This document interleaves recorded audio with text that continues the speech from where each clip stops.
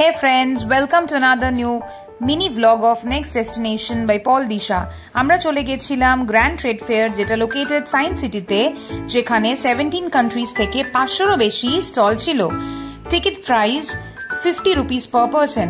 প্রথমে ঢুকে পড়েছিলাম হোম ডেকর অ্যান্ড ফার্নিচার হলে।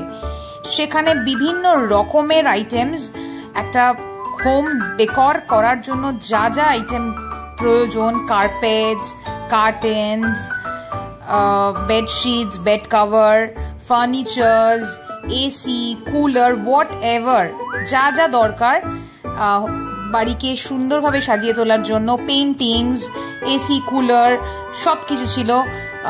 ঠাকুরের মূর্তি থেকে শুরু করে এভরিথিং ওয়াজ দেয়ার।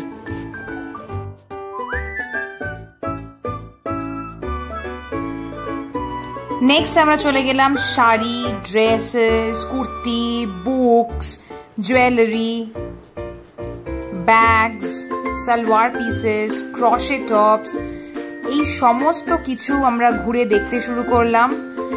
কোনটা ছেড়ে কোনটা দেখবো বুঝে উঠতে পারছিলাম না, সব রকম আইটেমস ছিল।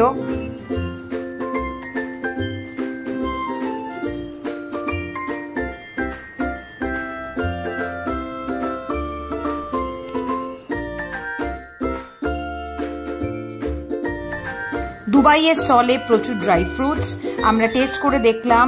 বিভিন্ন ড্রাই ফ্রুটস এখানে যতবার ইচ্ছা টেস্ট করে দেখা যাবে। আর আমরা তারপরে ড্রাই ফ্রুটস কিনলাম। তারপরে চলে গেলাম জুয়েলারির দোকানে। প্রচন্ড ভিড় ছিল। 200 করে বেশিরভাগ জুয়েলারিজ। এখানে 1000 rupees করে ড্রেস মেটেরিয়াল দিচ্ছিল। প্রত্যেকটা ভীষণ সুন্দর। সবকিছু করে যখন আমরা দেখে কিনে হাঁপিয়ে গেলাম, আমরা সোজা চলে গেলাম ফুড কোর্টে।